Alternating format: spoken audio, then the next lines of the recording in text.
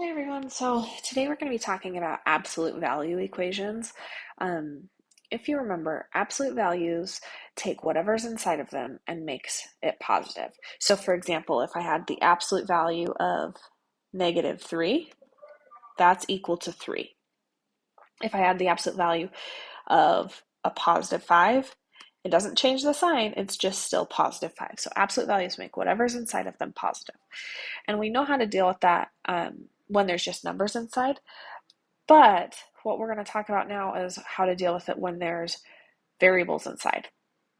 So, kind of like how we just looked at it, the number inside of it could be positive or negative, but your answer has to be positive. So, we're just going to start with the first example. The first example is the absolute value of n is equal to 8. So, kind of thinking about it, we know that n could be 8, right? Like I could have the absolute value of 8. Well, that's equal to 8 because that doesn't change the sign, but it stayed positive, right? But n could also be -8 because the absolute value of a negative number turns positive, right? And the absolute value of -8 is the positive version of that, which is also 8. So both of these options give me this answer of +8, which means that my overall answer for this question right here is that n could be equal to plus or -8. Or I could write it as n equals +8, n equals -8. So the big thing on here is that I want you to understand that all of these questions, all of the absolute value questions, will always give you two answers. 99% of the time, unless it ends up being 0. So my answer for the first example is n equals 8, n equals -8. Okay, so now let's go to a little bit more of a complicated one. This example is the absolute value of 2p plus 5 is equal to 7. So here's the way that we're going to deal with them when they have more than just one variable in it. It's not easy. Like on the first example, we were almost like guessing and checking. When there's more than one thing on the inside of these absolute values, it's going to be easier to set each equation up in a certain way. And so when we have absolute value equations like this, what I want to do is I'm going to write two different equations because remember, all of our absolute value questions will always have two answers. So I'm going to write two equations so that I can get two answers. The first equation is going to be as if I just took the absolute value away. So I just write 2p plus 5 without the absolute values equals 7. So that's my first equation that I want to solve. The second equation that I want to solve is if I take the absolute values away, 2p plus 5, but instead of setting it equal to 7, I set it equal to -7. Now, the reason why I want to do that is because remember up in the first equation, I could plug a +8 in or a -8 in and I'm still going to get that 8 out because of what absolute values do. So what I'm going to do is I'm going to set the chunks or the stuff inside the absolute values to +7 and -7, solve them, and it's going to give me two different answers, but both of those answers should work, and we can double check them just to make sure. So I'm going to start with this first equation. We're going to solve it. The way that we solve it is first we want to get rid of the 5 by subtracting 5 from each side. The 5's on the left cancel out. We're just left with 2p. And then on the right side I have 7 minus 5, which is 2. Okay, now we still want to get p by itself, which means we need to move the 2. The 2 is multiplying the p, so to get rid of it, we do the opposite, which means we divide by 2. The 2's on the left side cancel each other out. I'm just left with p, and then 2 divided by 2 gives me 1 on the right side. Okay, so there's one of my answers. Let's find the other answer, and then we can double check that both of them make sense and work. All right, so on the second equation, we're going to subtract 5 from each side. The 5's cancel out on the right side. I'm just left with 2p. And then we have -7 minus 5. It's negative now, so it shouldn't be 2. It's going to, the 7 and the 5, because they're both negative, will add together and stay negative, so it's -12. Now, We still want to get rid of the 2. We're going to divide by 2 on each side. The 2's cancel out on the left side. I'm just left with p.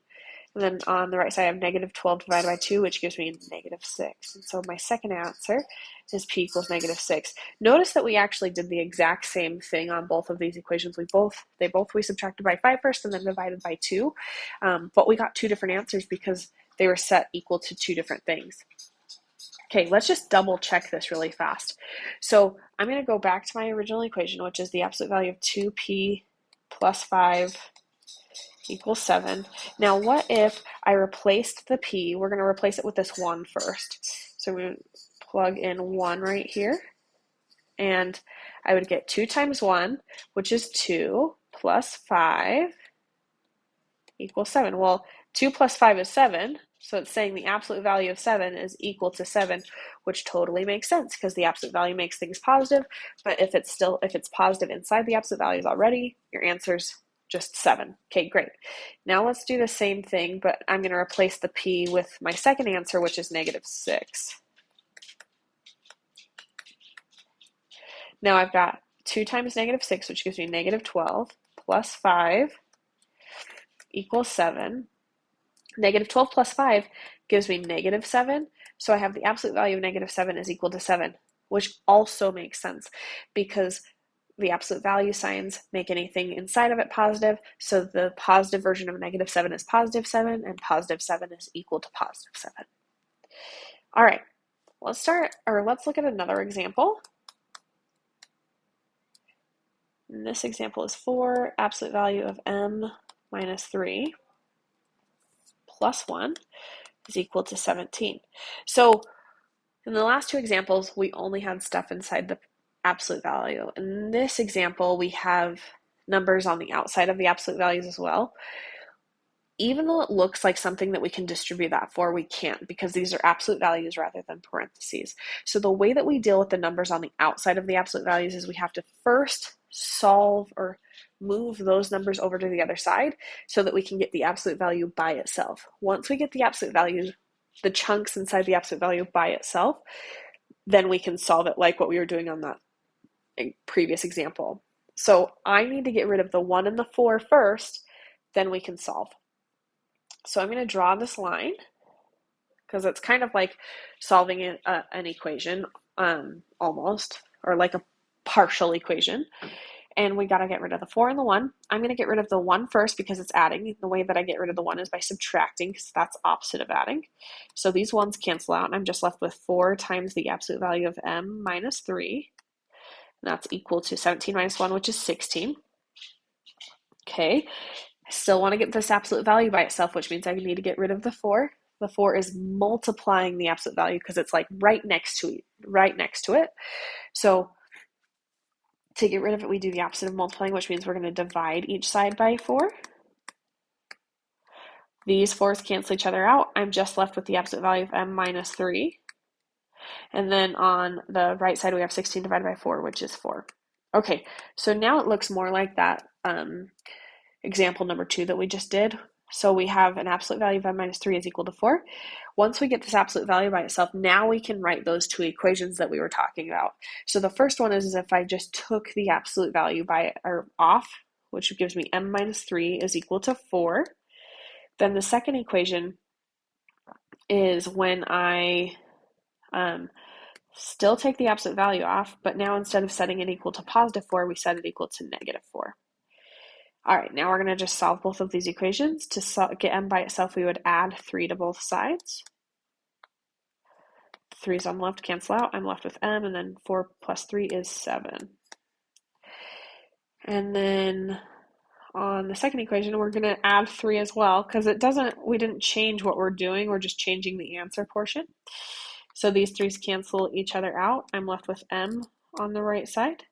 The left side, and then negative 4 plus 3 gives me negative 1.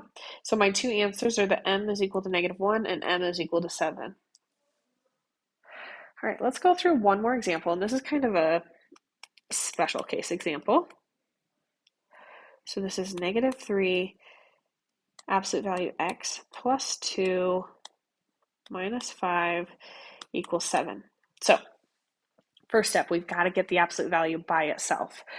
So we're going to treat it like a partial equation or a partial solve the equation. You got to get rid of the negative 3. You got to get rid of the 5. We're going to get rid of the 5 first because it's subtracting. So I'm going to add 5 to each side. These 5s cancel each other out.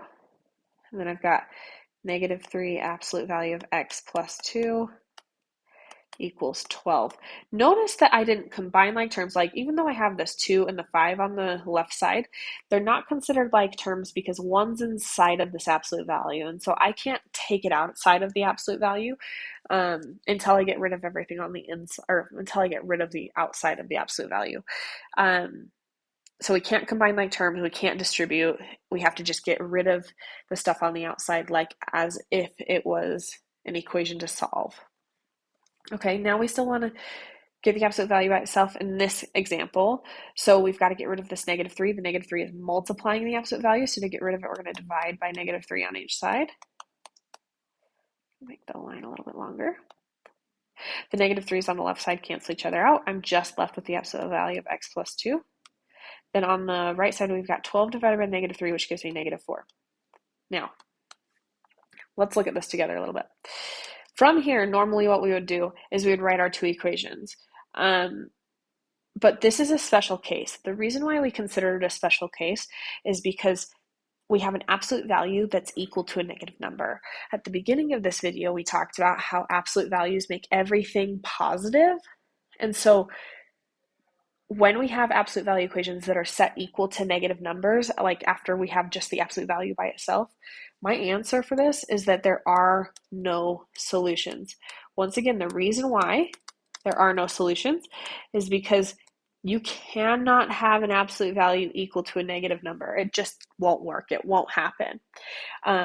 So once you get the absolute value by itself, double check that the number that it's set equal to is positive before you move on any further. And there we have it, solving absolute value